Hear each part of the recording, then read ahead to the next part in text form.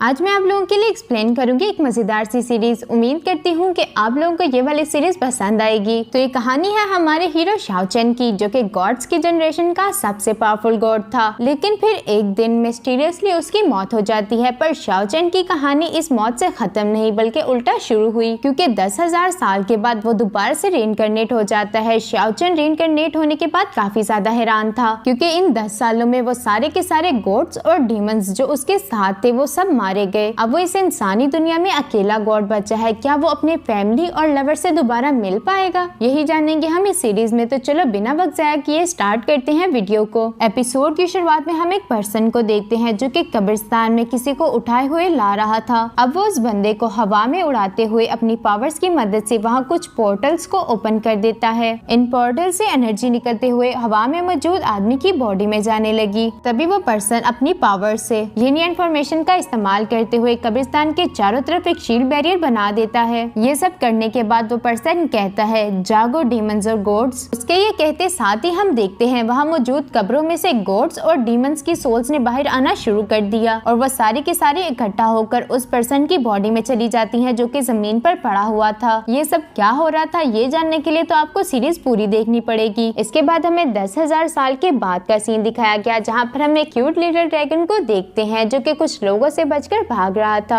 वो बंदे असल में इसे पकड़कर बेचना चाहते हैं, क्योंकि ये काफी रेयर स्पीशी का ड्रैगन था। वो ड्रैगन तो अब इनसे बचते बचाते भाग ही रहा था, लेकिन ये बंदे उसकी जान कहाँ ही छोड़ने वाले थे। जब काफी देर कोशिश करने के बाद भी वो लिटिल ड्रैगन इनके हाथ नहीं लगा, तो इन्होंने मजबूरन अपने एरोस उस पर शूट करने शुरू कर दिए। इन एरोस को डॉज करने के चक्कर में वो दरख्त की टहनी से नीचे गिर गया। अब तो उसके पास यहाँ से बचकर भागने का कोई रास्ता भी नहीं था। तभी वो दोनों बंदे आगे बढ़ते हुए उससे कह रहे थे, अब तुम यहाँ से कहाँ जाओगे। लेकिन हमारा लिटिल ड्रैगन भी उनके हाथ कहीं आने वाला था। वो अपना चार्म इफेक्ट इन दोनों पे यूज कर देता है, जिसकी वजह से थोड़ी देर के लिए ये दोनों ही उसके कंट्रोल में आ गए। ये एक अच्छा मौका था लिटिल ड्रैगन के लिए यहाँ से भागने का, इसीलिए वो इन दोनों की आंख में मिट्टी फेंकते हुए यहाँ से भाग जाता है। लिटिल ड्रैगन की इस हरकत से उन दोनों को तो काफी गुस्सा आ गया। वो गुस्से से कहते हैं, कमीने कहाँ तक भागेगा, आज तो हम तुझे नहीं छोड़ेंगे। ये कहते साथ ही उन्होंने दोबारा से लिटिल ड्रैगन का पीछा करना शुरू कर दिया। लिटिल ड्रैगन भी भागते भागते पहाड़ी के एंड तक पहुँच चुका था। उसके आगे कुआं और पीछे खाई थी। अब वो कहाँ जाएगा। लिटिल ड्रैगन तो यहाँ पर काफी परेशान था और उसकी परेशानी बढ़ाने के लिए वो दोनों बंदे भी वहाँ पर आ गए। वो लोग लिटिल ड्रैगन को पकड़ पाते इससे पहले ही वो नीचे की तरफ गिर जाता है। नीचे की तरफ वही कब्रिस्तान है जो कि हमें स्टोरी की स्टार्टिंग में दिखाया गया था। और जैसा कि हमें तो पहले से ही मालूम है कि इस कब्रिस्तान के चारों तरफ एक शील्ड बैरियर है, जिसकी वजह से वो लिटिल ड्रैगन इसके अंदर नहीं गिरा। तभी अचानक से उस जगह का मौसम बदलते हुए वहाँ सूरज ग्रहण शुरू हो गया। ये नजारा देखकर तो वो दोनों बंदे ही डर गए। वो डरते हुए कह रहे थे, ये सूरज आधा क्यों हो गया, क्या कोई इसे खा रहा है। इन दोनों का भी इतना कहना ही था कि सडनली आसमान से एक तेज लाइटनिंग शील्ड बैरियर को ब्रेक करते हुए एक कब्र पर जा लगी। शील्ड बैरियर के ब्रेक होने की वजह से हम देखते हैं कि लिटिल ड्रैगन भी अब उसी कब्रिस्तान में गिर गया। ऊपर की तरफ मौजूद तो वो दोनों बंदे ही काफी ज्यादा डर चुके थे, इसीलिए वो यहाँ से फौरन भाग जाते हैं। यहाँ कब्रिस्तान में मौजूद लिटिल ड्रैगन तो काफी ज्यादा डरा हुआ था, क्योंकि उसके चारों तरफ सिर्फ कब्रें ही कब्रें थी। वो खुद भी एक कब्र के ऊपर खड़ा हुआ था, जिसके अंदर से अचानक एक हाथ बाहर की तरफ आ गया, जिसने लिटिल ड्रैगन को तो दूर पटक दिया। अब वो पर्सन पूरा कब्र से बाहर आ जाता है। वो यहाँ खुद को देखते हुए कह रहा था कि मुझे अच्छे से याद है कि मैं मर चुका था, तो फिर मैं जिंदा कैसे हुआ। और ये बंदा और कोई नहीं बल्कि हमारा हीरो शाओ चेन है। लिटिल ड्रैगन भी यहाँ पर छुपते हुए शाओ चेन को देख रहा था। शाओ चेन तो अभी खड़ा हुआ यही सोच रहा था कि आखिर ये कौन सी जगह है। लेकिन जब उसकी नजर कब्रों पर लगे नेम प्लेट्स पर पड़ी तो उसकी आंखें तो खुली की खुली ही रह गई, क्योंकि वो इन सारे गॉड्स और डीमंस को अच्छे तरीके से जानता था। उन सबके नाम पढ़ने के बाद वो कहता है कि जब ये लोग मर चुके तो फिर मैं जिंदा क्यों हूँ। शाओ चेन को ये सोचों में गुम देकर लिटिल ड्रैगन वहाँ से भागने की कोशिश करता है, लेकिन उसकी ये कोशिश बेकार रही, क्योंकि शाओ चेन ने उसे देख लिया था। अब वो उसके पास आते हुए उसे पकड़ने ही वाला था कि तभी लिटिल ड्रैगन ने उस पर फायर बॉल से अटैक कर दिया। इससे लिटिल ड्रैगन को यहाँ से भागने का मौका मिल चुका था, लेकिन वो शाओ चेन के हाथों से बच ना सका। इसलिए शाओ चेन ने उसे पकड़ते साथ ही लकड़ी से बांधकर पकाना शुरू कर दिया। हमारे इस लिटिल ड्रैगन का नाम है डोंग डोंग। डोंग डोंग तो यहाँ पर शाओ चेन से कह रहा था कि प्लीज मुझे छोड़ दो, मैं खाने में टेस्टी नहीं हूँ। लेकिन शाओ चेन को तो उसकी कोई भी बात समझ ही नहीं आ रही थी, इसलिए डोंग डोंग ने फौरन से अपना एक आंसू शाओ चेन के मुंह में डाल दिया। चैंगशान तो उसे अपने मुंह से बाहर निकालते हुए कहता है कि गंदे ड्रैगन, आखिर तुमने मेरे साथ क्या किया। यहाँ पर वो अभी ये सब कह ही रहा था कि तभी उसे किसी की आवाज आई कि मुझे छोड़ दो। शाओ चेन को कुछ समझ ही नहीं आया कि आखिर ये आवाज किसकी है, इसलिए उसने इधर उधर देखना शुरू कर दिया, लेकिन वहाँ तो दूर दूर तक कोई मौजूद ही नहीं था। शाओ चेन अब डोंग डोंगडोंग से सवाल करते हुए कहता है, क्या वो तुम थे जिसने मुझसे बात की? जिस पर तो डोंगडोंग उसे जवाब देते हुए कहता है, मेरे आंसू को पीने के बाद तुम मेरी बात को आराम से समझ सकते हो। अब वो दोबारा से शाओचन से अपनी जान की भीख मांगते हुए कहता है कि प्लीज मुझे छोड़ दो। शाओचन को भी अब उस पर रहम आ गया, इसलिए वो उससे आग से नीचे उतार देता है। अब शाओचन डोंगडोंग के सामने बैठते हुए उससे कहता है कि मैं तुम्हें एक शर्त पर ही यहाँ से जाने दूंगा, अगर तुम मुझे बताओगे कि आखिर ये कौन सी जगह है और यहाँ से हाओयांग कंट्री जाने में कितना टाइम लगेगा। ये सुनकर तो डोंगडोंग खामोशी हो गया। उसे यूँ खामोश देखते हुए शाओचन ने उसे दोबारा से आग पर रख दिया, जिस पर तो डोंगडोंग फौरन से चिल्लाकर कहता है, अच्छा मैं बता रहा हूँ। ये सुनने के बाद शाओचन ने उसे दोबारा से साइड पर रख दिया। डोंगडोंग अब उससे कहता है कि क्या तुम मुझसे मजाक कर रहे हो? हाओयांग कंट्री तो 10,000 पहले ही डिसअपेयर हो गई थी। उसकी ये बात सुनकर शाओचन को तो एक बड़ा झटका लगा। वो कहता है, क्या 10,000 साल पहले? डोंगडोंग अब उससे कहता है कि हाँ 10,000 साल ही। जब वेस्ट मैजिक और ईस्ट इमोर्टल कॉन्टिनेंट आपस में मर्ज हुए थे, तभी सारी की सारी एंशिएंट कंट्री डिसअपेयर हो गई और इन सब के आपस में मिलने से एक न्यू कॉन्टिनेंट बना जिसका नाम है तियान युआन कॉन्टिनेंट। ये सब सुनने के बाद शाओचन कहता है, तियान युआन कॉन्टिनेंट? डोंगडोंग अब उससे सवाल करते हुए कहता है कि आखिर तुम हो कौन और यहाँ पर क्या कर रहे थे? क्या तुम्हें किसी ने जिंदा दफना दिया था? शाओचन को यहाँ पर पास्ट की एक मेमोरी याद आती है जहाँ पर वो एक लड़की शुजिन को आवाज दे रहा था, जिसे याद करते हुए वो कहता है शुजिन। डोंगडोंग उसके मुंह से शुजिन का नाम सुन के कहता है कि क्या वो शुजिन थी जिसने तुम्हें यहाँ पर दफनाया? शाओचन तो उसकी बात को फुली इग्नोर करते हुए अपनी पावर्स को चेक करने लग गया, जिससे उसे पता चलता है कि अभी तक उसके पास उसकी पूरी पावर्स नहीं है। जिस पर वो कहता है कि 10,000 साल गुजरने के बाद भी मेरी पावर्स अभी तक रिकवर नहीं हुई। शाओचन को तो काफी भूख लगी हुई थी, इसलिए वो सोचता है कि डोंगडोंग को ही खाया जाए, क्योंकि डोंगडोंग से जितनी इन्फॉर्मेशन उसे चाहिए थी वो अब उसे मिल चुकी, तो उसे जिंदा रखने का कोई फायदा नहीं था। लेकिन डोंगडोंग तो अपनी जान बचाने के लिए कुछ भी कर सकता था, इसलिए वो शाओचन से कहता है, क्या तुम्हें यहाँ की जगहों और लोगों के बारे में पता है? जिस पर तो शाओचन उसे जवाब देते हुए कहता है कि हाँ मुझे पता है, अगर तुम मुझे जिंदा छोड़ दो तो मैं तुम्हें तियान युआन कॉन्टिनेंट लेकर जा सकता हूँ। ये बात सुनकर शाओचन भी अब उसे जिंदा छोड़ने के लिए एग्री हो गया। शाओचन अब अपनी आसपास की जगह को देखते हुए कहता है कि आखिर गॉड्स और डीमन को एक साथ क्यों दफनाया गया था? क्या मैं इन सारी मिस्ट्रीज को सॉल्व कर पाऊंगा? ये दुनिया है 10,000 साल के बाद की। ये कहते साथ ही शाओचन अपने सफर पर रवाना हो गया, जबकि डोंगडोंग उसके पीछे आ रहा था। तभी इनके ऊपर से एक बहुत बड़ा ड्रैगन गुजरा, जिसे देखकर तो शाओचन कह रहा था, ये कितना अजीब सा हेयरलेस बर्ड है, सच में ये दिखने में बहुत ही ज्यादा गंदा लग रहा है। डोंगडोंग अब उससे बताता है कि हमारे क्लैन का एक ड्रैगन है जो कि हजारों मील का सफर एक ही दिन में तय कर सकता था। इसकी स्पीड काफी तेज है। भी अचानक से उस बर्ड को किसी जाइंट हाथ ने पकड़ लिया। वो एक बहुत बड़ा गोरिल्ला था, जिसे देखकर तो शाओचन हैरान ही रह गया। वो डोंगडोंग से यहाँ पर सवाल करते हुए कहता है कि क्या ये लेजेंडरी एंशिएंट जाइंट है? जिस पर डोंगडोंग उसे जवाब देते हुए कहता है कि हाँ ये वही था। शाओचन कहता है कि इतने अरसे में ये दुनिया काफी बदल चुकी। डोंगडोंग अब शाओचन को अपना नाम बताते हुए कहता है कि हम दोनों का मिलना किस्मत में लिखा हुआ था और हम दोनों ही इस पूरी दुनिया में अकेले हैं। क्या तुम मेरे साथी बनते हुए मेरे साथ सफर करोगे? इस पर तो चैंगशान उसे अपना नाम बताते हुए कहते हैं कि हाँ जरूर। इसके बाद ये दोनों ही अपने सफर पर रवाना हो जाते हैं। काफी दिन सफर करने के बाद ये फाइनली उस जगह पर पहुंचने वाले थे जहाँ कुछ लोग रहते हैं। डोंगडोंग यहाँ पर शाओचन से सवाल करते हुए कहता है कि अगर किसी को भी उस गॉड्स और डीमंस के कब्रिस्तान के बारे में ना पता हुआ तो फिर तुम क्या करोगे? जिस पर शाओचन उसे जवाब देते हुए कहता है कि कोई ना कोई तो ऐसा जरूर ही होगा जिसे इसके बारे में पता होगा। डोंगडोंग अब उसे दोबारा से सवाल करते हुए कहता है अगर कोई भी ऐसा पर्सन ना मिला तो? जिस पर शाओचन उसे जवाब देते हुए कहता है तो फिर मैं सब कुछ भूल कर एक नई जिंदगी की शुरुआत करूंगा। साथ ही साथ वो डोंगडोंग से सवाल करते हुए कहता है कि अगर तुम मेरी जगह होते तो क्या करते? इस पर तो डोंगडोंग की भुक्कड़ आत्मा जाग गई। वो कहता है अगर मैं तुम्हारी जगह होता तो दुनिया की हर चीज को खा जाता। मैं दुनिया की हर टेस्टी खाने वाली जगह पर तुम्हें लेकर जाता। ये सब कहते हुए डोंगडोंग को तो कुछ ज्यादा ही जोश चढ़ चुका था, इसीलिए उसका पैर पत्थर से स्लिप हो गया। अब वो नदी में नीचे गिरने ही वाला था कि वो शाओचन से चिल्लाकर कहता है शाओचन प्लीज मुझे बचाओ। शाओचन को तो अभी डोंगडोंग की जरूरत थी, इसलिए उसने फौरन से डोंगडोंग को पकड़ लिया। डोंगडोंग तभी खुश हो ही रहा था कि मैं बच गया और शाओचन ने मुझे पकड़ लिया, लेकिन डोंगडोंग का वजन काफी ज्यादा था जिसे शाओचन उठा ही न सका। इसी वजह से दोनों ही नीचे पानी की तरफ गिरने लग गए। नीचे की तरफ एक लड़की नहा रही थी जिसका नाम था प्रिंसेस यू। गिरता हुआ शाओचन उस लड़की को आवाज देकर कहता है कि साइड पर हट जाओ, लेकिन इससे पहले कि वो लड़की कुछ समझ पाती शाओचन उसके ऊपर आ गया। शाओचन अब इस कंडीशन में अपने मन में कह रहा था मैंने कभी सोचा भी नहीं था कि मैं 10,000 साल के बाद इतनी ऑकवर्ड सिचुएशन में एक लड़की से मिलूंगा। मुझे अच्छे से मालूम है कि आगे क्या होने वाला है। ये लड़की तो पूरे गुस्से में लग रही है, ऐसे कि जैसे मुझे मार ही डालेगी। शाओचन तो यहाँ पर प्रिंसेस यू से दूर होते हुए उसे पानी में भी यही चीज समझाने की कोशिश कर रहा था कि ऐसी कोई बात नहीं जैसा तुम समझ रही हो। तभी डोंगडोंग भी शाओचन के ऊपर आ गिरा, जिसकी वजह से शाओचन तो प्रिंसेस यू के और ज्यादा करीब हो जाता है। प्रिंसेस यू और ज्यादा शाओचन को अपने करीब बर्दाश्त नहीं कर सकती थी, इसीलिए वो अपनी पावर्स को एक्टिवेट करते हुए शाओचन को दूर पटक देती है। शाओचन तो यहाँ पर हवा में उड़ते हुए भी यही सोच रहा था,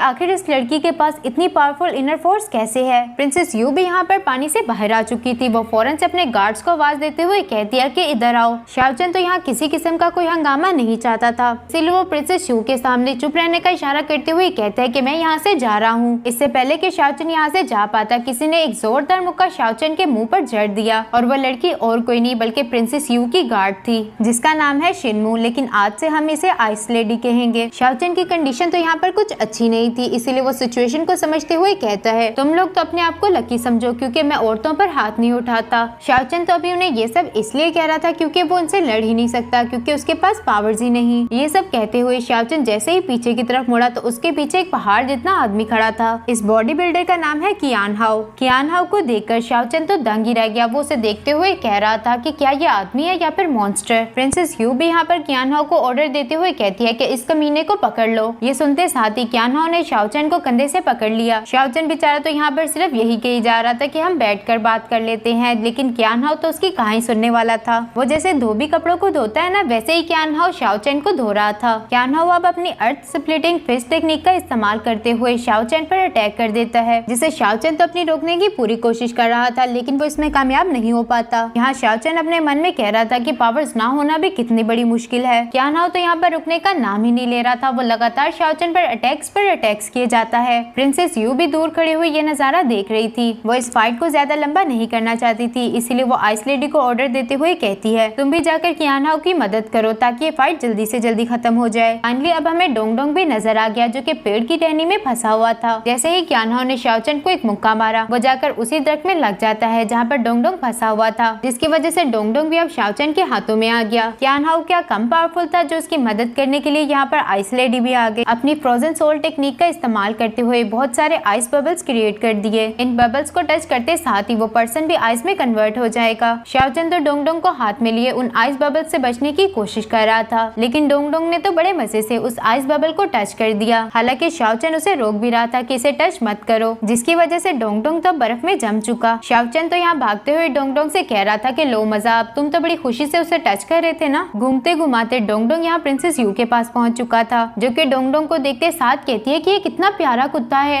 इस कमक्कल को तो ये भी नहीं पता कि ये एक ड्रैगन है। यहाँ पर हम शाओचन को देखते हैं जो कि अभी भी उन आइस बबल से बचने की कोशिश कर रहा था। शाओचन यहाँ पर कोई प्लान सोच रहा था कि आखिर इन बबल से कैसे जान छुड़ाई जाए। तभी वो फैसला करता है कि वो अपनी पावर्स का इस्तेमाल करते हुए इन बबल्स को रोकेगा। इसीलिए वो अपनी पावर्स को एक्टिवेट करते हुए उन बबल्स पर अटैक कर देता है, जिससे उसे ये बात मालूम होगी कि अगर ये बबल्स एक दूसरे के साथ टकराते हैं तो ये खुद ही आइस में कन्वर्ट हो जाएंगे। अब जिंगशुआन के माइंड में एक प्लान आ चुका था। वो भागना बंद करते हुए फौरन से पीछे मुड़कर उन बबल्स के दरमियान में चला गया और चुपके से एक आइस बबल को अपने हाथ के अंदर रख लिया। इसके बाद वो कियान हाओ की तरफ भागना शुरू कर देता है। कियान हाओ शाओचन को अपनी तरफ आता देखकर कह रहा था कि तुम अपनी मौत को गले लगाने के लिए आ रहे हो। ये कहते साथ ही उसने शाओचन की तरफ एक बड़े से पेड़ की डाल को फेंक दिया, जिसे तो शाओचन डॉज करते हुए कियान हाओ के काफी करीब पहुंच चुका। वो आइस बबल्स कियान हाओ को लगने ही वाले थे कि तभी आइस लेडी ने उन्हें वक्त रहते ही रोक दिया। लेकिन शाओचन का तो कुछ और ही प्लान था। वो अपने हाथ में मौजूद आइस बॉल को उन्हीं दूसरी आइस बॉल की तरफ फेंक देता है, जिसे टकराकर एक आइस बॉल तो कियान हाओ को लग गई, जिसकी वजह से कियान हाओ वहीं पर जम जाता है। ये सब देखकर प्रिंसेस यू तो काफी ज्यादा हैरान हो गई। शाओचन यहाँ अपने मन में कह रहा था कि एक का तो बंदोबस्त हो गया, दूसरी की बारी। प्रिंसेस यू अब शाओचन के करीब आते हुए उससे कह रही थी कि मैंने सोचा भी नहीं था कि तुम जैसे कमीने के पास भी कोई स्किल हो सकती है।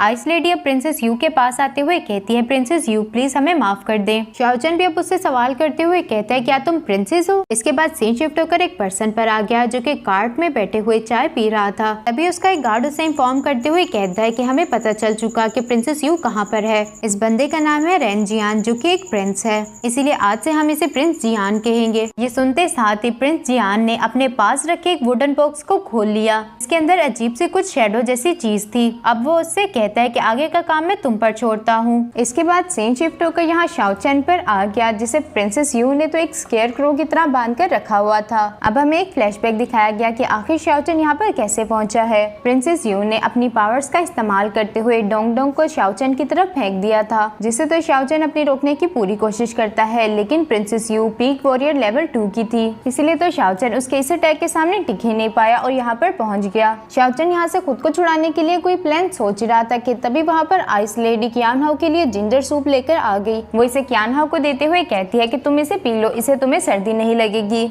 इन दोनों के पास एक मैप भी था, जिसे देखते हुए आइस लेडी कहती है कि आखिर इस मैप में क्या लिखा है, हमें ये कैसे पता चलेगा, क्योंकि उस मैप में एंशिएंट लैंग्वेज में कुछ लिखा हुआ था, जिसे हमारा हीरो शाओचन तो अच्छे तरीके से पढ़ सकता है, इसलिए उसे दूर से सिर्फ इतना ही नजर आया, fiery immortal lotus. Ice lady यहाँ पर क्यान हाओ से कह रही थी कि ये हमारे पास लास्ट चांस है, अगर हमें ये लेजेंडरी एलिक्सर मिल गया, हो सकता है कि वो इसे लेने के बाद प्रिंसेस की रिक्वेस्ट को मान जाएं, लेकिन हम इसे समझेंगे कैसे। अब वो क्यान हाओ पर गुस्सा करते हुए कहती है, बेवकूफ तुम भी तो कुछ बोलो ना, जिस पर क्यान हाओ उसे जवाब देते हुए कहता है कि मैं तो हमारी लैंग्वेज को भी अच्छे तरीके से नहीं समझ सकता, ये तो फिर एंशिएंट लैंग्वेज है, मैं इसे कैसे पढ़ूं। अब आइस लेडी खड़े होते हुए कहती है कि हमारे रास्ते में जितनी मर्जी मुश्किलात आ जाएं, लेकिन हम नहीं रुकेंगे, मैं प्रिंसेस यू के लिए अपनी जान भी दे सकती हूँ, इसलिए मैं उनके लिए ये लेजेंडरी एलिक्सर जरूर ढूंढूंगी। ये दोनों अभी इसी तरह की बातें कर ही रहे थे कि तभी प्रिंसेस यू के टेंट से कुछ आवाजें आने लग गई, जिसे सुनकर तो आइस लेडी कहती है कि क्या प्रिंसेस यू रो रही हैं? उसके ये कहते साथ ही प्रिंसेस यू भी अपने टेंट से बाहर आ गई, जो कि असल में काफी ज्यादा हंस रही थी, क्योंकि डोंगडोंग उसे काफी पसंद आ चुका था, इसलिए वो उसके साथ काफी खुश है।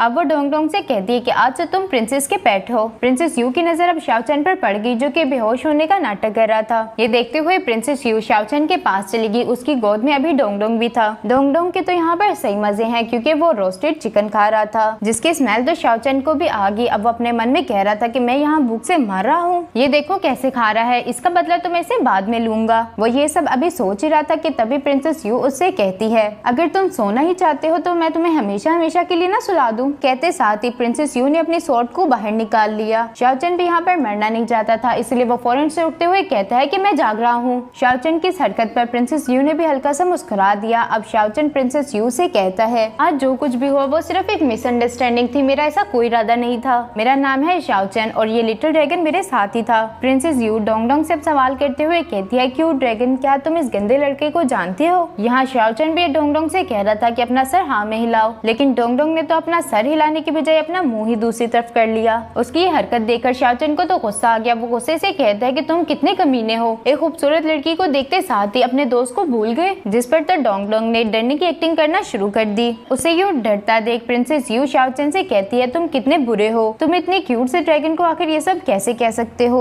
अब प्रिंसेस यू ने अपना एक छोटा सा चाकू निकाल लिया था, जिसे देखते हुए तो शाओचन कहता है कि आखिर तुम मेरे साथ करना क्या चाहती हो? जिस पर प्रिंसेस यू उसे जवाब देते हुए कहती है, ज्यादा कुछ नहीं, बस मैं रोज तुम्हारी बॉडी पर इस नाइफ की मदद से कट लगाया करूंगी और मैं ऐसा तब तक करती रहूंगी जब तक तुम्हारा पूरा का पूरा खून नहीं सूख जाता। शाओचन तो उसे यहाँ पर डरते हुए कह रहा था, क्या तुम सीरियस हो? प्रिंसेस यू तो उसकी बात को फुली इग्नोर करते हुए कहती है, अच्छा तो आज मैं तुम्हारी बॉडी के कौन से पार्ट पर कट लगाऊं? अब वो उस नाइफ को शाओचन के मुंह के चारों तरफ फेरते हुए कहती है, क्या मैं यहाँ से काटूं या फिर यहाँ से? शाओचन तो यहाँ प्रिंसेस यू से कह रहा था कि आप तो एक प्रिंसेस है, आपको ये सारी चीजें सूट नहीं करती, हम इस बारे में बैठकर बात कर सकते हैं। लेकिन प्रिंसेस यू तो इस बात के लिए एग्री ही नहीं थी। उसने नाइफ को शाओचन की तरफ थ्रो कर दिया, जिसे शाओचन ने तो वक्त रहते ही डॉज कर लिया। ये देखकर प्रिंसेस यू उससे कह रही थी कि तुम तो डॉज करने में काफी अच्छी हो, अब तो तुम्हारे साथ खेलने में मजा आएगा। ये कहते साथ ही प्रिंसेस यू ने और 3 नाइफ्स निकाल ली, जिसे देखकर तो शाओचन की सांस ही गले में अटक गई। अब वो कहता है, मैं 10,000 साल के बाद जागा और मेरे साथ ये सब हो रहा है, गॉड क्या आप मेरे साथ मजाक कर रहे हैं? प्रिंसेस यू तो अब उन 3 नाइफ्स को भी फेंकने के लिए रेडी थी। ये देखकर शाओचन उसे कहता है, रुक जो, पहले मेरी एक्सप्लेनेशन तो सुन लो, मैं तुम्हें फायरी इमोर्टल लोटस तक लेकर जा सकता हूँ। लेकिन तब तक काफी देर हो चुकी, क्योंकि प्रिंसेस यू ने अपने नाइफ थ्रो कर दिए थे, लेकिन लकीली वो शाओचन को नहीं लगते। अब प्रिंसेस यू शाओचन के पास आकर उसे सवाल करते हुए कहती है कि तुम जैसा कमीना शख्स आखिर एंशिएंट लैंग्वेज के बारे में कैसे जानता है? शाओचन तो अब उन्हें ये सच बताने से रहा कि वो भी एक एंशिएंट पर्सन है और वो 10,000 साल के बाद जागा है, इसीलिए वो उनसे झूठ बोलते हुए कहता है कि मेरी पूरी फैमिली एंशिएंट लैंग्वेज में स्कॉलर थी,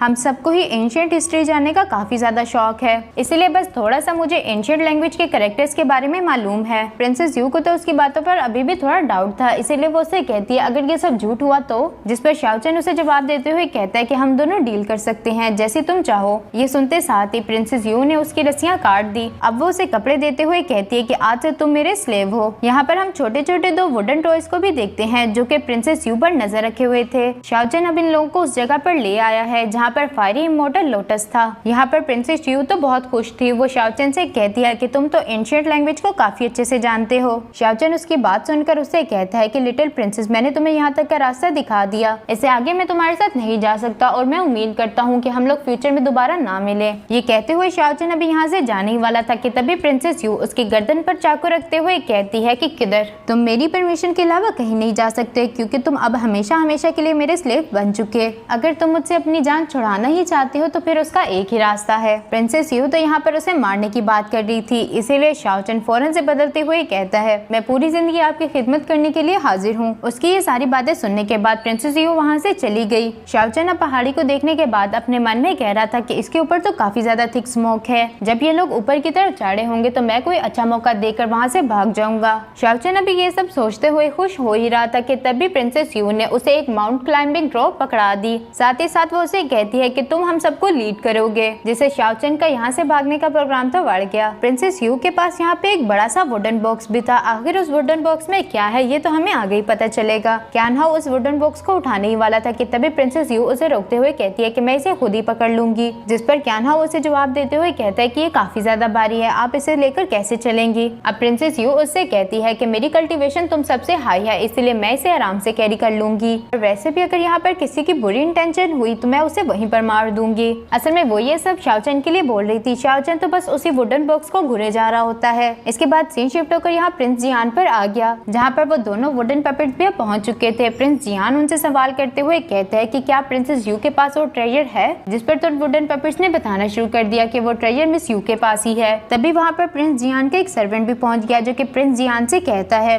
हमने सारी की सारी तैयारियां कर ली, जैसे ही प्रिंसेस यू माउंटेन से नीचे आएंगी तो हम उससे फौरन से वो ट्रेजर ले लेंगे। ये सुनते साथ ही प्रिंस जियान ने तो एक केवल स्माइल दे दी। इसके बाद सीन शिफ्ट होकर यहाँ पर शाओचन और प्रिंसेस यू पर आ गया, जो कि फाइनली अब माउंटेन की टॉप पर पहुंच चुके थे। यहाँ आसपास की स्मोक पॉइजनस थी, इसलिए प्रिंसेस यू कहती है कि हमारा यहाँ पर ज्यादा देर रुकना ठीक नहीं, हम सबको अलग अलग होकर फायरी इमोर्टल लोटस को ढूंढना चाहिए। ये सुनते साथ ही क्यान हाओ और आइस लेडी अलग अलग डायरेक्शंस में चले गए। प्रिंसेस यू यहाँ पर शाओचन से कहती है कि तुम्हारी कल्टीवेशन काफी लो है, इसलिए तुम मेरे साथ ही रहोगे। इसके बाद ये सब लोग ही उस फायरी इमोर्टल लोटस को ढूंढने में लग गए, लेकिन अभी तक वो किसी को नहीं मिला था सिवाय डोंग डोंग के। वो यहाँ प्रिंसेस यू को इशारा करते हुए वहाँ पर ले गया, जहाँ पर वो फायरी इमोर्टल लोटस था। इस फ्लावर को देखने के बाद प्रिंसेस यू तो काफी ज्यादा खुश होगी। वो खुश होते हुए कहती है कि ये फ्लावर कितना ज्यादा प्यारा है। शाओचन अब प्रिंसेस यू से कहता है कि आपको उसे टच नहीं करना चाहिए, जिस पर प्रिंसेस यू उसे जवाब देते हुए कहती है कि तुम्हें मुझे बताने की कोई जरूरत नहीं कि मुझे क्या करना चाहिए और क्या नहीं। ये कहने के बाद प्रिंसेस यू यहाँ से चली गई। उसके यहाँ से जाने के बाद शाओचन ने उसी मैप पर लिखी गई इंस्ट्रक्शंस को पढ़ना शुरू कर दिया, जिसमें लिखा हुआ था कि फायरी इमोर्टल लोटस धीरे धीरे ग्रो करता है और इसे फुली ग्रो होने में 1000 ईयर्स लगते हैं। अब शाओचन उसी फ्लावर को देखते हुए कह रहा था कि अगर इस फ्लावर को उगने में इतना टाइम लगता है तो फिर ये इतना बड़ा कैसे है, क्या ये वही है जो मैं सोच रहा हूँ। ये कहने के बाद वो फौरन से अपने क्लाइंबिंग रॉप का इस्तेमाल करते हुए प्रिंसेस यू के पास पहुंच गया। प्रिंसेस यू भी यहाँ पर उस फ्लावर को टच करने ही वाली थी। शाओचन ने वक्त पर आते हुए प्रिंसेस यू को रोक लिया। प्रिंसेस यू तो यहाँ पर शाओचन पर गुस्सा करते हुए कहती है कि आखिर ये तुम क्या कर रहे हो, जिस पर शाओचन उसे जवाब देते हुए कहता है कि शुक्र मनाओ मैंने तुम्हारी जान बचा ली। ये सुनकर प्रिंसेस यू उसे कहती है कि मेरी जान आखिर कैसे, जिस पर तो शाओचन ने भी उसे बताना शुरू कर दिया। क्या तुम्हें पता है कि फ्लावर कैसे ग्रो करता है? ये एक बीस्ट का स्पिरिचुअल ऑरा ऑब्जर्व करने के बाद इतने बड़े होते हैं और इसका गार्डियन स्पिरिट भी यहीं कहीं आसपास ही होगा। अगर हम इस फ्लावर को लेने की कोशिश करेंगे तो हो सकता है वो यहाँ पर आ जाए। ये कहते हुए शाओचन ने गलती से उस फ्लावर को पकड़ लिया, जिसकी वजह से एक जायंट पाइथन बीस्ट उनके सामने आ गया। वो पाइथन बीस्ट दिखने में तो काफी ज्यादा पावरफुल लग रहा था। वो फौरन से आगे बढ़ते हुए इन दोनों पर अटैक कर देता है। उसके इस अटैक को इन दोनों ने बड़ी मुश्किल के साथ डॉज कर लिया। तभी वहाँ पर इनकी मदद करने के लिए आइस लेडी और क्यान हाओ भी पहुंच गए। क्यान हाओ ने फौरन से इन दोनों को ऊपर की तरफ खींच लिया, जबकि आइस लेडी उस लोटस फ्लावर को लावा के अंदर गिरने से बचा लेती है। अब वो पाइथन बीस्ट अपनी टेल का इस्तेमाल करते हुए प्रिंसेस यू पर अटैक करने ही वाला था कि तभी क्यान हाओ ने प्रिंसेस यू को बचा लिया। आइस लेडी यहाँ पर प्रिंसेस यू से कहती है कि आप जाकर उस लोटस फ्लावर को हासिल करें, हम दोनों यहाँ पर इस पाइथन बीस्ट को संभाल लेंगे। इसके बाद इन तीनों ने वहाँ से भागना शुरू कर दिया। प्रिंसेस यू अब इन दोनों से कहती है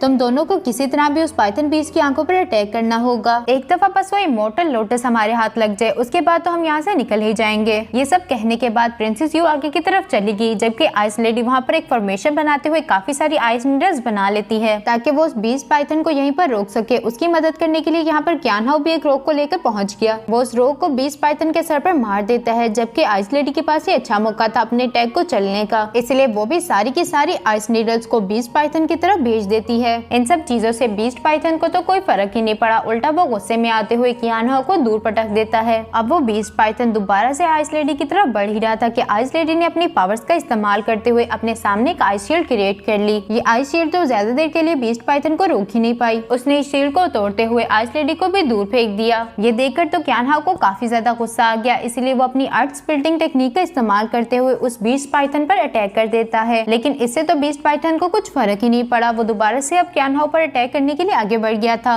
अपने दोस्तों को ये मुसीबत में देखकर प्रिंसेस यू उस फ्लावर लोटस को वहीं पर छोड़ते हुए इनकी मदद करने के लिए पहुंच गई। वो यहाँ आते साथ ही अपनी फिनिक्स फ्लेम चॉप टेक्निक का इस्तेमाल करते हुए बीस्ट पाइथन पर अटैक कर देती है, जिससे तो बीस्ट पाइथन को काफी दर्द हुआ। प्रिंसेस यू यहाँ पर रुकती नहीं, बल्कि वो अपनी phoenix flame break the sky technique का इस्तेमाल करते हुए उस पाइथन बीस्ट पर अटैक कर देती है, जिससे पाइथन बीस्ट इंजर्ड होते हुए जोरों से चिल्लाने लग गया और उसने प्रिंसेस यू पर एक स्लैश अटैक चल दिया, जिसकी वजह से प्रिंसेस यू पीछे चट्टानों के साथ लगने ही वाली थी कि वक्त रहते वहाँ पर कियान हाओ ने उसे बचा लिया। शाओचन और डोंगडोंग ये सब छुपकर देख रहे थे। डोंगडोंग यहाँ पर शाओचन से कहता है, इस सिचुएशन में भी तुम उनकी मदद नहीं करोगे क्या? तुम्हें अपने मर्द होने पर शर्म नहीं आ रही? जिस पर तो शाओचन उसे जवाब देते हुए कहता है कि देखो, मैं तो इन लोगों का भी मुकाबला नहीं कर सकता था, ये तो फिर भी पाइथन बीस्ट है। उनकी मदद करने के लिए जाना ऐसा है जैसे अपनी मौत को दावत देना। इसके बाद सीन शिफ्ट होकर दोबारा से प्रिंसेस यू और कियान हाओ पर आ गया। प्रिंसेस यू यहाँ पर कियान हाओ से सवाल करते हुए कह रही थी कि क्या तुम ठीक हो? अब वो पाइथन बीस्ट दोबारा से इन दोनों पर अटैक करने ही वाला था कि मजबूरन कियान हाओ को अपनी बारबेरियन सीक्रेट टेक्निक का इस्तेमाल करना पड़ा। प्रिंसेस यू तो यहाँ पर उसे रोकना चाहती थी, लेकिन वो नहीं रुकता। टेक्निक काफी ज्यादा खतरनाक थी। अब वो इस टेक्निक का इस्तेमाल करते हुए पाइथन बीस्ट पर अटैक कर देता है, जिससे यहाँ पर एक एनर्जी ब्लास्ट हो गया। कियान हाओ ने अपना एक हाथ यहाँ पर खो दिया था। प्रिंसेस यू अब उसके पास आते हुए कहती है, कियान हाओ आखिर तुमने ऐसा क्यों किया? कियान हाओ अब उससे कहते हैं कि प्रिंसेस यू आप जल्दी जाएं और जाके उस इमोर्टल लोटस फ्लावर को ले आएं। वो पाइथन बीस्ट अभी के लिए थोड़ा इंजर्ड है, लेकिन वो पाइथन बीस्ट भी इतनी जल्दी इनकी जान कहाँ छोड़ने वाला था। वो अपनी टेल का इस्तेमाल करते हुए आइस लेडी और कियान हाओ पर अटैक करने ही वाला था कि वक्त रहते ही आइस लेडी ने वहाँ पर एक शील्ड को बना लिया। पाइथन बीस्ट ने अब उस शील्ड को चारों तरफ से घेर लिया था, जिसकी वजह से आइस लेडी को उस शील्ड को बनाए रखने में काफी ज्यादा मुश्किल हो रही थी। अचानक से उस शील्ड के अंदर क्रैक्स पड़ना शुरू हो गए और चंद सेकंड्स के अंदर ही वो टूट गई। प्रिंसेस यू यहाँ पर कियान हाओ और आइस लेडी को अपनी आंखों के सामने बढ़ता हुआ नहीं देख सकती थी, इसलिए वो इन दोनों को साइड पर हटाते हुए खुद उस पाइथन बीस्ट के सामने आ गई। लेकिन कियान हाओ वक्त रहते ही प्रिंसेस यू को साइड पर हटाते हुए खुद पाइथन बीस्ट के मुंह में चला गया। उस पाइथन बीस्ट ने कियान हाओ को खाने की बजाय दूर पटक दिया था, जिसकी वजह से कियान हाओ तो तकरीबन बेहोशी हो चुका। प्रिंसेस यू के पास अब और कोई चारा ही नहीं बचा था। वो अपना लास्ट और सबसे खतरनाक मूव चलने वाली थी। वो यहाँ पर आइस लेडी से कहती है कि तुम जाकर कियान हाओ का ख्याल रखो,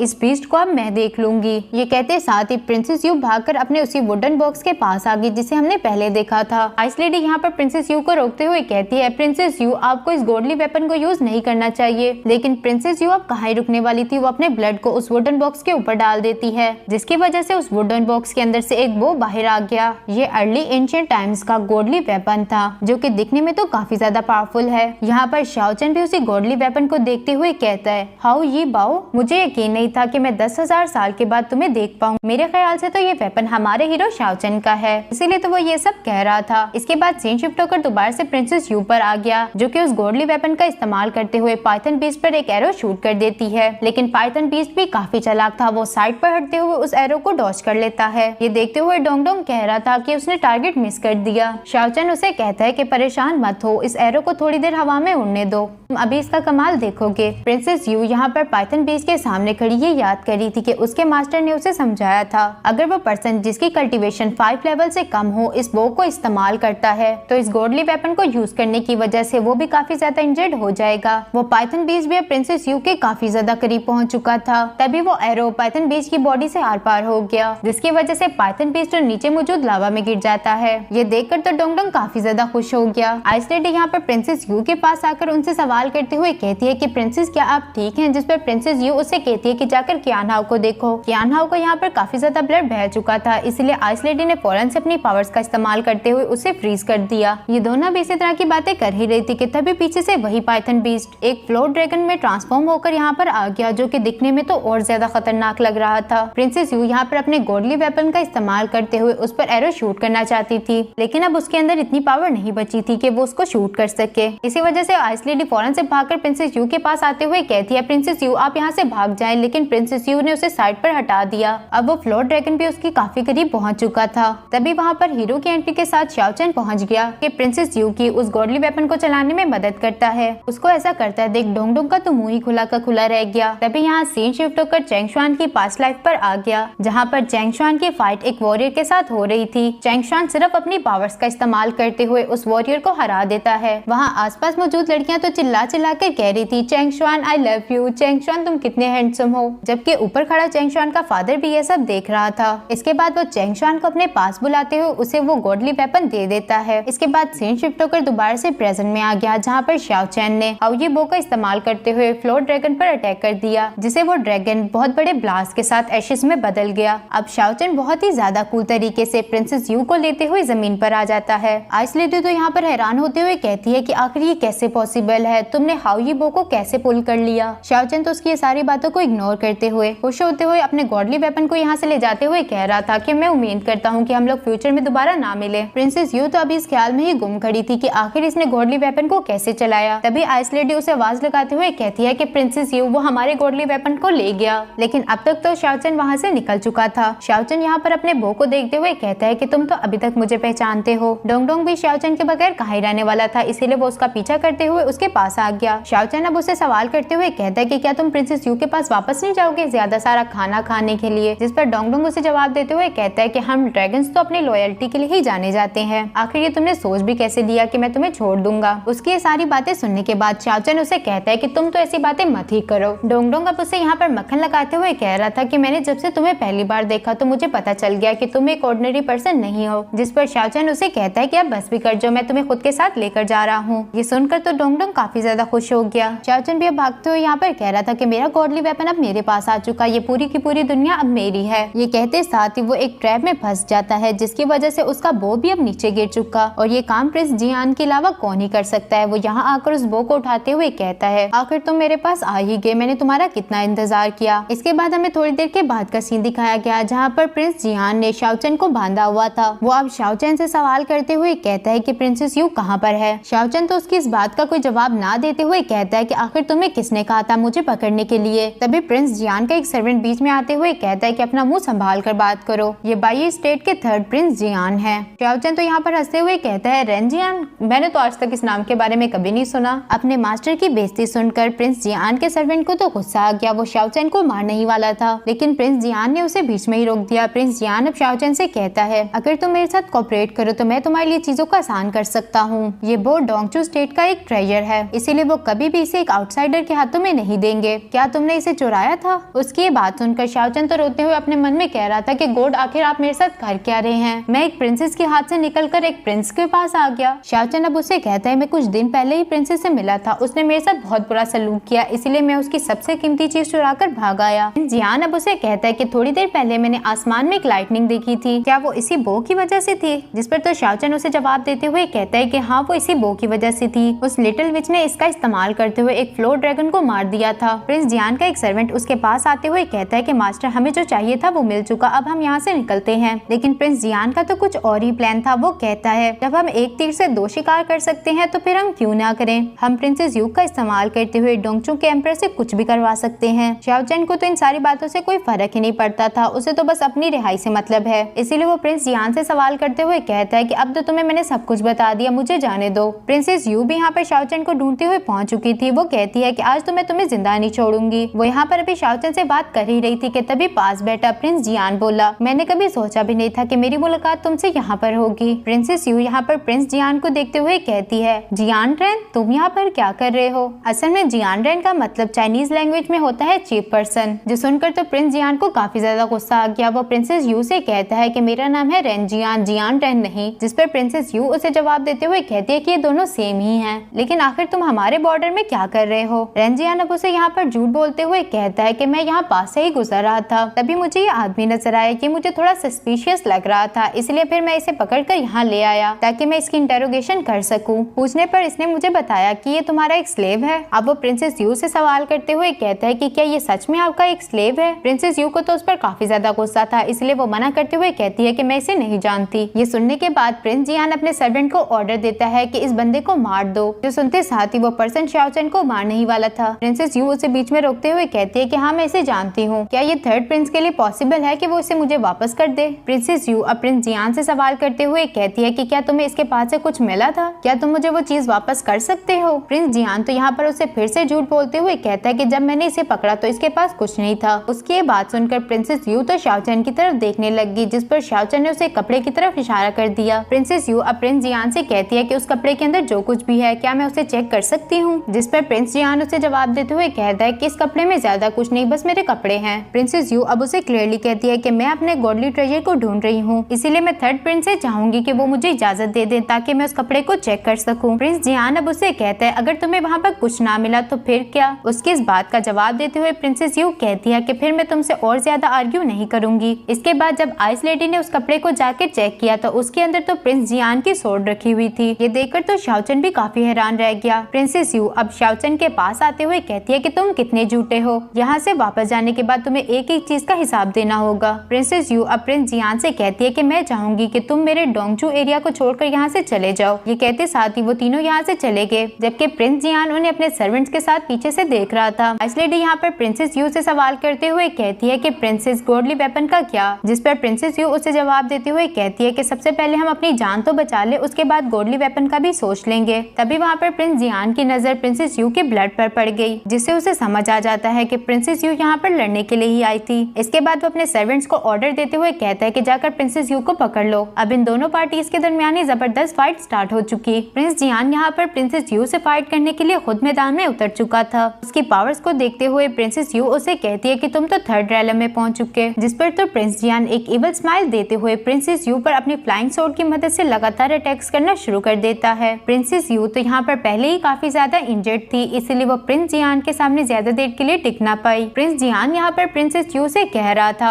अगर आज मैं तुम्हें यहाँ पर मार भी देता हूँ तो किसे पता चलेगा कि तुम्हें मैंने मारा या फिर किसी बीस्ट ने? जो सुनकर तो शाओचन कहता है क्या इन दोनों में कोई डिफरेंस भी है? यहाँ पर प्रिंस जियान और प्रिंसेस यू के दरमियान बातें चल ही रही थी कि तभी हमारा छोटा सा डोंग डोंग उस गॉडली वेपन को उठाकर बाहर ले आया, जिसे तो देखते साथ ही शाओचन उसके पास चला गया। ये शाओचन के पास एक अच्छा मौका था प्रिंस जियान पर अटैक करने का, इसीलिए उसने फौरन से उस बो का इस्तेमाल करते हुए प्रिंस जियान पर अटैक्स करने शुरू कर दिए। जिसे पहले तो प्रिंस जियान ने अपनी मार्शल आर्ट टेक्निक्स का इस्तेमाल करते हुए डॉज किया, लेकिन बाद में उसने अपने इल्यूजनरी स्वॉर्ड टेक्निक का इस्तेमाल करना शुरू कर दिया, जिसकी वजह से वहाँ पर काफी सारी स्वॉर्ड्स आ गई। लेकिन उसके स्वॉर्ड शाओचन के एरो के सामने तो कुछ नहीं। तभी एक एरो प्रिंस जियान की बहुत गलत जगह पर लग गया। मेरे ख्याल से तो प्रिंस जियान अब काफी दिनों तक बैठ ही नहीं पाएगा। इस सारी सिचुएशन को देखते हुए वहाँ पर प्रिंस जियान का एक सर्वेंट आ गया, जो कि स्मोक बॉम्ब का इस्तेमाल करते हुए प्रिंस जियान को यहाँ से ले जाता है। प्रिंसेस यू तो यहाँ पर प्रिंस जियान के जाने से काफी ज्यादा खुश थी, लेकिन जैसे ही वो पीछे पलटी तो वहाँ पर शाओचन बो को लिए हुए खड़ा था। ये सीन तो हमारी आइस लेडी ने भी देख लिया। वो प्रिंसेस यू की मदद करना चाहती थी, लेकिन वो वहीं पर बेहोश हो जाती है। बाहर की तरफ अब काफी ज्यादा बारिश होने लग गई, इसीलिए शाओचन प्रिंसेस यू को उठाकर एक गार में ले आया। प्रिंसेस यू को यहाँ पर उसने बांध कर रखा हुआ था। शाओचन भी अब यहाँ पर एक नाइफ को लेकर आते हुए कहता है इससे मैं तुम्हारी बॉडी के किस पार्ट पर कट लगाऊं, यहाँ या फिर यहाँ? नहीं, यहाँ। वो बिल्कुल उसे वैसे ही तंग करता है जैसे प्रिंसेस यू ने उसे किया था। प्रिंसेस यू यहाँ पर शाओचन पे गुस्सा होते हुए कहती हैं अगर तुमने मुझे हाथ भी लगाने की कोशिश की तो मैं तुम्हें मार डालूंगी। लेकिन अब तो शाओचन को इन सारी बातों से कोई फर्क ही नहीं पड़ता था। वो उल्टा उसी की गोद में लेट जाता है, जिससे प्रिंसेस यू तो आग बगोला हो गई। वो शाओचन पर गुस्सा करते हुए कहती है कि उठो मेरी गोद से, लेकिन शाओचन भी उसकी कहानी सुनने वाला था। उल्टा वो उससे कहता है लिटिल विच तुम्हें अब समझना चाहिए कि मैं तुम्हारा मास्टर हूँ और तुम मेरी स्लेव। प्रिंसेस यू का तो यहाँ पर बस नहीं चल रहा था कि वो शाओचन की जान ले ले। वो कहती है कि तुम दिन में ख्वाब देख रहे हो क्या? तभी वहाँ पर उसे एक पत्थर मिल गया, जिससे वो अपनी रस्सी को काटना शुरू कर देती है। अब वो शाओचन से कहती है कि प्लीज मेरी गोद से उठ जाओ, लेकिन शाओचन ने तो ना में सर हिला दिया। जिसके बाद वो शाओचन से कहती है बिग ब्रदर प्लीज उठ जाएं, लेकिन शाओचन तो फिर भी नहीं उठा। अब तो उसके पास कोई और रास्ता भी नहीं था, इसीलिए वो शाओचन से कहती है मास्टर प्लीज उठ जाएं। जो सुनकर तो शाओचन खुश होते हुए उसकी गोद से उठ गया। वो प्रिंसेस यू से थोड़ा दूर जाकर बैठते हुए उसी बो को देखने लग गया। अब तक प्रिंसेस यू ने भी अपनी रस्सी को खोल लिया था। वो फौरन से उठकर शाओचन के हाथ से उस बो को लेते हुए अपनी पावर्स को एक्टिवेट करके शाओचन पर अटैक करने ही वाली थी, लेकिन इससे पहले वो खुद ही बेहोश होकर शाओचन की गोद में गिर गई। इसके बाद सीन शिफ्ट होकर यहाँ आइस गर्ल पर आ गया, जो कि बारिश में भीगती हुई पड़ी थी कि अचानक से वहाँ पर एक पाइथन पर बैठी हुई लड़की आ जाती है, जिसे आइस गर्ल फौरन से रिस्पेक्ट देते हुए कहती है प्रिंसेस यूई अच्छा हुआ आप यहाँ पर आ गई। प्रिंसेस यूई अब उससे सवाल करते हुए कहती है कि प्रिंसेस यू कहाँ पर है। इसके बाद सीन शिफ्ट होकर दोबारा से यहाँ शाओचन और प्रिंसेस यू पर आ गया। शाओचन यहाँ पर प्रिंसेस यू को उठाए हुए एक होटल में पहुंच चुका था। शाओचन को यह जगह पसंद नहीं आई क्योंकि उसने यहाँ पर किलिंग इंटेंट को सेंस कर लिया था। वो यहाँ से जाने ही वाला था कि तभी बार का अटेंडेंट उसे रोकते हुए कहता है, हमारे पास ऊपर काफी ज्यादा रूम है, आप वहाँ स्टे कर सकते हैं।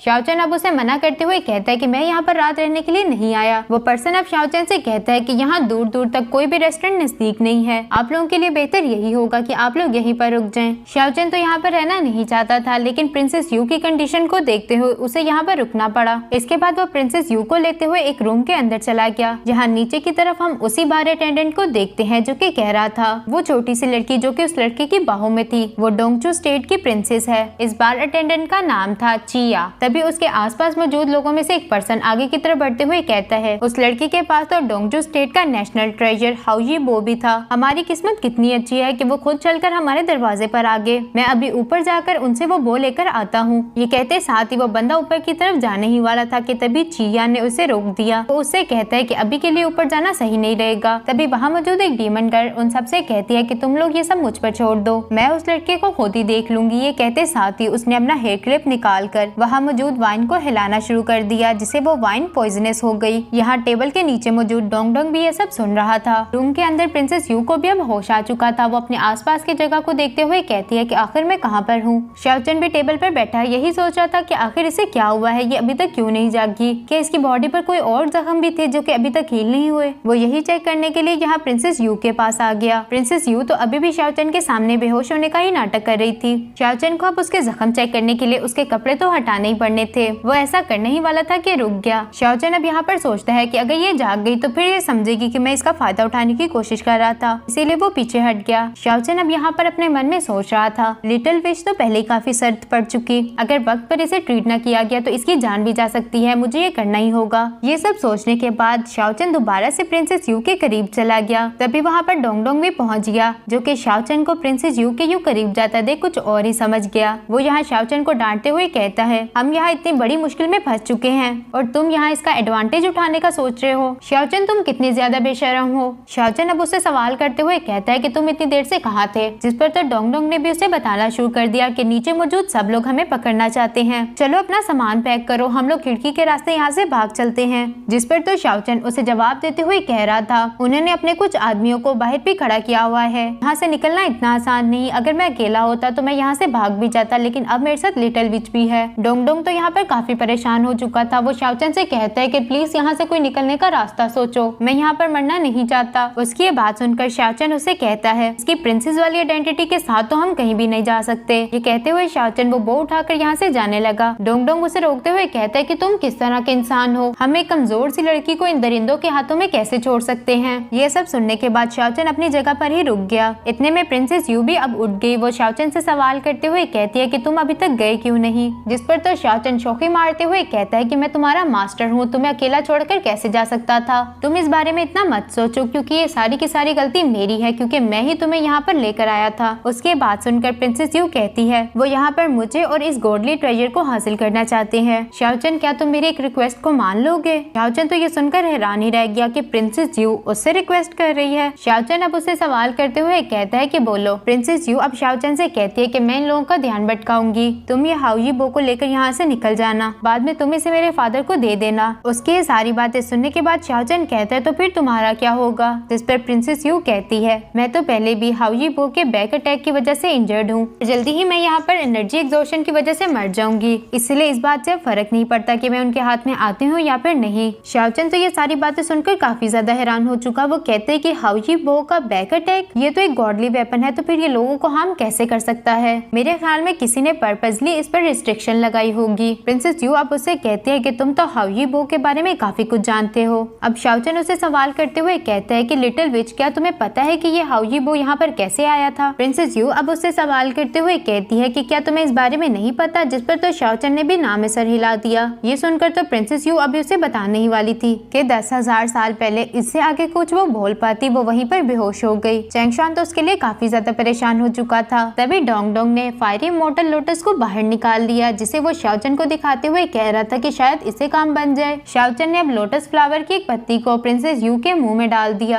जिससे प्रिंसेस यू को होश तो आ गया लेकिन उसे काफी ज्यादा मिर्ची लगने लग गई। वो शाओचन पर गुस्सा करते हुए कहती है कि आखिर तुमने मुझे क्या खिला दिया। शाओचन तो यहाँ पर बड़ी मासूमियत से उसे जवाब देते हुए कहता है कि वही लोटस फ्लावर। प्रिंसेस यू अब उससे कहती है कि हम इसे डायरेक्टली नहीं खा सकते, हमें इसे कुछ एलिक्सर के साथ मिलाकर कंज्यूम करना होता है, और तुमने मुझे इसे डायरेक्टली खिला दिया। इसके बाद वो शाओचन को साइड पर हटाते हुए कल्टीवेशन करना स्टार्ट कर देती है, लेकिन इससे भी कुछ नहीं बना क्योंकि उसकी पावर्स एग्जॉस्ट हो चुकी थी। अब वो शाओचन से कहती है मैं अपनी transforming heaven melting the earth technique को भी मेंटेन नहीं कर पा रही। जो सुनकर शाओचन उसे कहता है कि आखिर ये कौन सी टेक्निक है, मैंने तो इस टेक्निक के बारे में कभी नहीं सुना। जिस पर प्रिंसेस यू उसे बताती है कि ये मेरे टीचर की एक यूनिक टेक्निक है। इस टेक्निक की मदद से हम किसी दूसरे वॉरियर की भी इनर फोर्स को खुद के लिए यूज कर सकते हैं। शाओचन तो बहरान होते हुए उसे कहता है क्या ये कोई ब्लैक मैजिक है। प्रिंसेस यू अब उसे डांटते हुए कहती है कि मैंने कभी भी इसे गलत काम के लिए इस्तेमाल नहीं किया, लेकिन आज मुझे इसे इस्तेमाल करना ही होगा। ये कहते साथ ही उसने शाओचन का हाथ पकड़ लिया। शाओचन तो डरते डरते उसे कह रहा था कि तुम मेरे साथ क्या करने की कोशिश कर रही हो। प्रिंसेस यू अब भोला सा मुंह बनाते हुए कहती है क्या तुम मुझे थोड़ी सी इनर फोर्स दे दोगे। शाओचन अब उसे जवाब देते हुए कहता है कि इस बारे में तो सोचना भी मत, मैं तो लेवल 1 का वॉरियर हूँ, मेरे पास तो खुद के लिए इनर फोर्स काफी नहीं है, मैं तुम्हें कहाँ से दूं। प्रिंसेस यू अब दोबारा से मस्कीनों वाला मुंह बनाते हुए कहती है अगर तुमने मुझे इनर फोर्स नहीं दी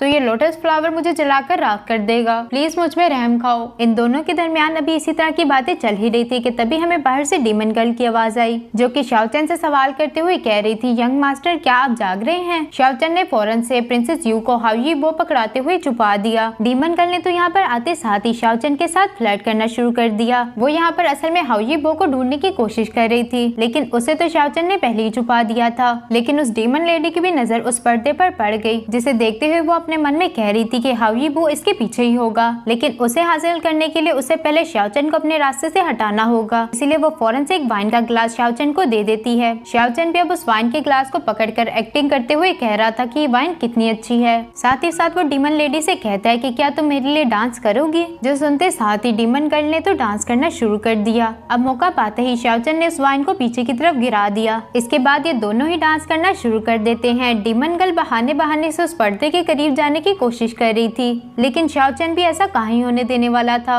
डीमन गर्ल को भी ये बात समझ आ चुकी कि ये लड़का इसकी जान नहीं छोड़ने वाला, इसीलिए वो ये कहते हुए यहाँ से जाने लगी। यंग मास्टर मैं आपके लिए और वाइन लेकर आती हूँ। यहाँ नीचे की तरफ सब लोग डीमन गर्ल से सवाल करते हुए कह रहे थे कि आखिर ऊपर क्या हुआ। डीमन गर्ल यहाँ पर उन्हें कोई जवाब ना देते हुए एक रूम के अंदर चली गई। वो लोग जिन्होंने शाओचन पर बाहर से नजर रखी हुई थी, अचानक से उन पर कोई हमला करके उन्हें मार देता है। वो डीमन गर्ल भी अब दोबारा से शाओचन के रूम में पहुंच चुकी थी और आते साथ ही वो उसी पर्दे को हटाने की कोशिश करती है। ये देखते हुए शाओचन ने तो फौरन से उसकी गर्दन पर चाकू रख दिया। शाओचन अब उससे सवाल करते हुए कहता है कि मेरी पॉइजनस वाइन कहाँ पर है। उसकी बात सुनते साथ ही डीमन गर्ल ने खुद को छुड़ाते हुए शाओचन पर नीडल्स की मदद से अटैक कर दिए, जिसे शाओचन ने तो आसानी के साथ डॉज कर लिया। जिसके बाद इन दोनों के दरमियान ही फाइट स्टार्ट हो गई, लेकिन आखिरकार शाओचन ने बड़ी मुश्किल के साथ उस डीमन गर्ल को पकड़ लिया। प्रिंसेस यू यहाँ पर उस डीमन गर्ल को देखते हुए कहती है रॉयल सिस्टर आप यहाँ पर। जो सुनकर तो शाओचन काफी ज्यादा हैरान हो गया। अब हमें थोड़ी देर के बाद का सीन दिखाया गया, जहाँ पर प्रिंसेस यू को चेक करते हुए कहती है फायरी मोटल लोटस का इफेक्ट तो काफी स्ट्रॉन्ग है, हम और ज्यादा देर नहीं कर सकते, तुम्हें जल्दी से जल्दी transforming heaven melting the earth technique का इस्तेमाल करना ही होगा। जिस पर प्रिंसेस यू उससे जवाब देते हुए कहती है कि मेरे पास इनर फोर्स नहीं है।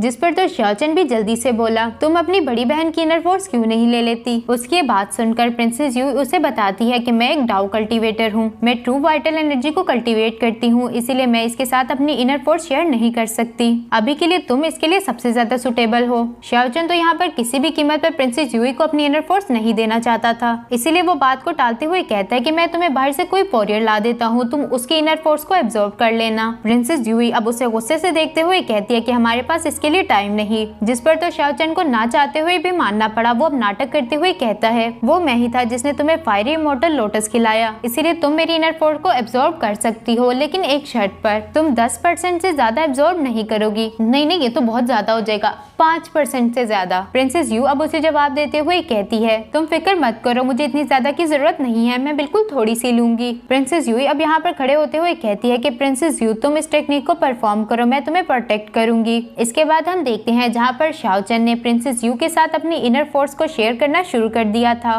साथ ही साथ शाओचन उसे कहता है लिटिल विच मेरी थोड़ी सी ही इनर पावर को एब्जॉर्ब करना, अगर ज्यादा किया तो तुम्हारे लिए अच्छा नहीं होगा। उसकी बात सुनकर प्रिंसेस यू उससे कहती है कि अच्छा नहीं लेती। जैसे ही प्रिंसेस यू ने इस टेक्निक को खत्म करने की कोशिश की, लेकिन वो ऐसा नहीं कर पाई। शाओचन तो उसे यहाँ पर चिल्लाकर कह रहा होता है कि लिटिल विच आखिर ये तुम क्या कर रही हो, जिस पर प्रिंसेस यू उसे जवाब देते हुए कह रही थी कि मैं खुद को रोक नहीं पा रही। इस टेक्निक से निकलने वाली एनर्जी को नीचे मौजूद लोग भी देख पा रहे थे। वो आपस में बातें करते हुए कहते हैं कि लगता है डीमन गर्ल ने अपना काम कर दिया। तभी एक सर्वेंट चिया को आकर बताने लग गया कि डीमन गर्ल तो अंदर बेहोश पड़ी हुई है। जो सुनकर तो चिया और उसके बाकी के साथी ऊपर की तरफ भागने लग गए। शाओचन भी यहाँ पर प्रिंसेस यू से कह रहा था कि मेरी माँ बस कर जा, अगर तुम मेरी इनर फोर्स को इसी तरह एब्जॉर्ब करती रही तो मेरे लिए कुछ नहीं बचेगा। शाओचन अभी ये सब कह रहा था कि उसकी मुसीबत बढ़ाने के लिए वो सारे लोग भी ऊपर पहुंच गए, जिन्हें तो प्रिंसेस यूई ने फ्लेम ब्रश तालिस्मान टेक्निक का इस्तेमाल करते हुए रोक दिया। लेकिन वो लोग भी इतनी जल्दी हार कहाँ ही मानने वाले थे। वो दोबारा से आगे बढ़कर प्रिंसेस यूई पर अटैक करना चाहते थे,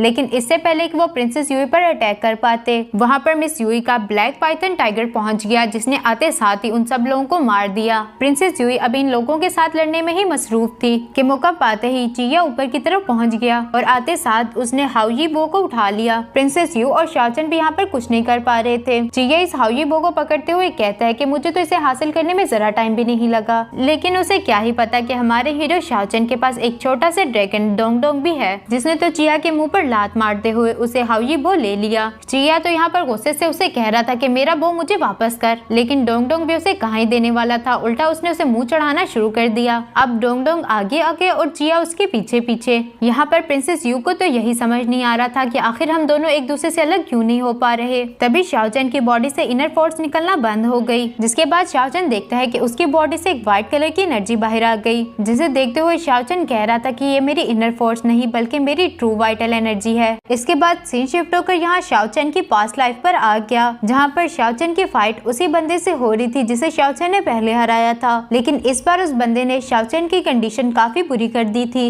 अब वो बंदा शाओचन से सवाल करते हुए कहता है कि शाओचन आखिर तुम्हारा ड्रैगन कैचर अब कहाँ गया, क्या तुम अब उसे इस्तेमाल नहीं कर पा रहे। असल में ड्रैगन कैचर शाओचन की एक टेक्निक का नाम है, जिसकी मदद से वो एक बहुत बड़ा स्पिरिचुअल ड्रैगन क्रिएट करता था। वो पर्सन अब दोबारा से शाओचन की इंसल्ट करते हुए कहता है, शाओचन तुम्हारी तो हर कोई तारीफ किया करता था, लेकिन देखो अब तुम एक कचरे बन गए हो। शाओचन को तो उसकी ये बात सुनकर काफी ज्यादा गुस्सा आ गया। वो उसे कहता है कि आखिर तुमने कचरा किसे बोला। वो पर्सन अब शाओचन से कहता है कि शाओचन तुम रियलिटी को एक्सेप्ट क्यों नहीं कर लेते। तुम्हारी आखिरी खुशकिस्मती यही थी कि तुमने तेन ताई जुआन के साथ फाइट की। अगर वो तुम्हें अभी इस कंडीशन में देखेगी तो उसे खुद पर रिग्रेट होगा कि उसने तुम्हें चैलेंज किया था। उसके ऐसा कहते साथ ही शाओचन को तियानताई के साथ की गई फाइट याद आ गई। लेडी तियानताई काफी ज्यादा मिस्टीरियस थी। वो यंग जनरेशन में सबसे ज्यादा स्ट्रॉन्ग डाउ कल्टिवेटर है। यहाँ इनके आसपास मौजूद लोग भी आपस में बातें करते हुए कह रहे थे कि तुम्हें क्या लगता है कि आज कौन जीतेगा। वो लोग इस बारे में इसलिए श्योर नहीं है क्योंकि शाओचन आज तक कभी नहीं हारा था और लेडी तियानताई भी काफी ज्यादा पावरफुल है। लेडी तियानताई अब शाओचन से कहती है कि आज हम लोग अपने वेपन्स का यूज नहीं करेंगे, सिर्फ अपनी पावर्स का इस्तेमाल करते हुए हम ये डिसाइड करेंगे कि हम दोनों में से पावरफुल कौन है। जिसके लिए तो शाओचन भी अब एग्री था, इसीलिए इन दोनों ने अपनी पावर्स को एक्टिवेट कर लिया। इन दोनों के आपस में टकराने की वजह से वहाँ एक बहुत बड़ा एनर्जी ब्लास्ट हो जाता है। ये दोनों ही इक्वली पावरफुल थे, इसलिए इन दोनों के दरमियान ये मैच ड्रॉ हो गया। लेडी तियानताई अब शाओचन से कहती है कि तुम वो वाहिद यंग डाउ कल्टिवेटर हो जिसके साथ मैंने फाइट ड्रॉ की। जिस पर तो शाओचन उसे जवाब देते हुए कहता है कि मैं और ज्यादा पावरफुल होकर आपसे फाइट करना चाहूंगा। ये सुनकर तो लेडी तियानताई शाओचन के पास जाते हुए उससे कह रही थी, चलो वादा करते हैं कि हम दोनों दोबारा जरूर फाइट करेंगे। ये कहते साथ ही ये दोनों एक दूसरे के साथ हाई फाई करते हैं, जिससे शाओचन के हाथ ने तो कांपना शुरू कर दिया। वो सोचता है कि इसने तो बस मुझे टच किया था और देखो मेरे हाथ की हालत क्या हो गई। इसके बाद लेडी तियानताई वहाँ से चली जाती है। इसके बाद सीन वापस से प्रेजेंट में आ जाता है, जहाँ पर वही पर्सन शाओचन से कह रहा था, मुझे पता चला कि उस दिन के बाद से तुमने दिन रात मेहनत करना शुरू कर दी ताकि तुम लेडी तियानताई को हरा सको, लेकिन इससे तुम्हारी अपनी वाइटल एनर्जी खत्म हो गई। उसकी ये बात सुनते साथ शाओचन को याद आता है कि कैसे उसकी धीरे धीरे करके इनर फोर्स खत्म हो गई थी। यहाँ 10,000 साल के बाद शाओचन को अब समझ आता है कि आखिर उस दिन हुआ क्या था। वो लेडी तियानताई ही थी जिसकी वजह से उसकी इनर फोर्स खत्म हो गई। अब वो यहाँ खुद से सवाल करते हुए कहता है कि लेडी तियानताई आपने मेरे साथ ऐसा क्यों किया। ये कहते साथ ही शाओचन वहीं पर बेहोश हो गया। चिया तो अभी भी डोंग डोंग के पीछे पड़ा हुआ था, लेकिन वो भागते हुए प्रिंसेस यूई के पास पहुंच गया। इसलिए चिया के पास यहाँ से जाने के अलावा कोई और रास्ता ही नहीं बचा, इसलिए वो फौरन से अपने ड्रैगन को बुलाते हुए वहाँ से चला गया। उसके यहाँ से जाने के बाद प्रिंसेस यू के पास आकर उसे सवाल करते हुए कहती है कि क्या तुम ठीक हो, जिस पर प्रिंसेस यू उसे जवाब देते हुए कहती है, रॉयल सिस्टर मैं तो बिल्कुल ठीक हूँ, लेकिन चैंग शुआन को कुछ हो गया है। शाओ चेन को ठीक करने के लिए प्रिंसेस यूई अब उसे अपने साथ ले जाने का फैसला करती है। इसके बाद ये सब लोग इंपीरियल पैलेस की तरफ रवाना हो गए। यहाँ रास्ते में शाओ चेन को भी होश आ गई। वो अब इजीली दूर की चीजों को देख और सुन सकता था क्योंकि उसकी स्पिरिचुअल अवेयरनेस दोबारा से वापस आ गई। शाओ चेन तो ये सोचकर ही खुश हो गया। वो कहता है अगर मेरी स्पिरिचुअल अवेयरनेस वापस आ चुकी इसका मतलब मेरी पावर्स भी आ गई होंगी। ये सब कहने के बाद शाओ चेन कल्टीवेशन पोजीशन में बैठकर अपनी पावर्स को चेक करने लग गया, जिससे तो वहाँ पर एक बहुत बड़ा ब्लास्ट हो जाता है, जिस वजह से प्रिंसेस यू शाओ चेन के पास जाकर उसे सवाल करते हुए कहती है क्या तुम ठीक हो।